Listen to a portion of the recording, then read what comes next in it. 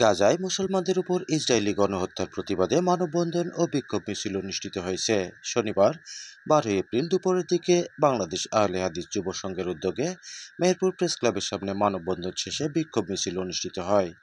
বাংলাদেশ আহলে হাদিস যুব সংঘ মেহেরপুর সদর উপজেলার সভাপতি রবিউল ইসলামের সভাপতিত্বে মানববন্ধনে প্রধান অতিথি হিসেবে বক্তব্য রাখেন বাংলাদেশ আহলে হাদিস কেন্দ্রীয় সেক্রেটারি মাওলানা নুরুল ইসলাম। বিশেষ অতিথি হিসেবে বক্তব্য রাখেন আহলে হাদিস ইমাম পরিষদের সভাপতি আব্দুর রশিদ আক্তার।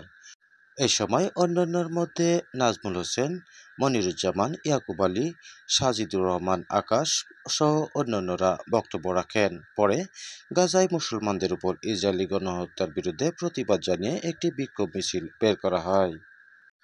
বাংলাদেশ আহলে হাদিস যুব সংঘ মেহেরপুর সদর উপজেলার সভাপতি রবিউল ইসলামের নেতৃত্বে বিক্ষোভ মিছিলটি প্রেস ক্লাবের সামনে থেকে শুরু করে মেহেরপুর শহরের প্রধান সড়ক ঘুরে একই স্থানে এসে শেষ হয়।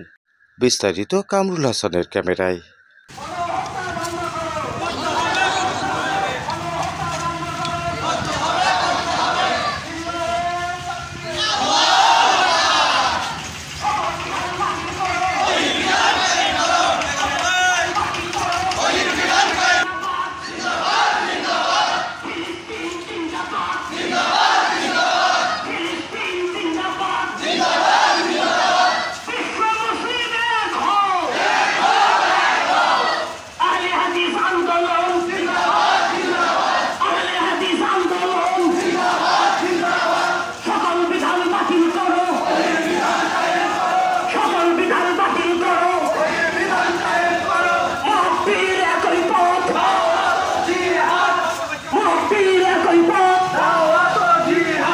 আমি বাংলার মুসলিমদের বলবো, আসুন সমস্ত তরিকা, সমস্ত পথ ভুলে যে আপনারা আসুন লেখাপড়ায় এবং শিক্ষা দীক্ষায় বড় হন।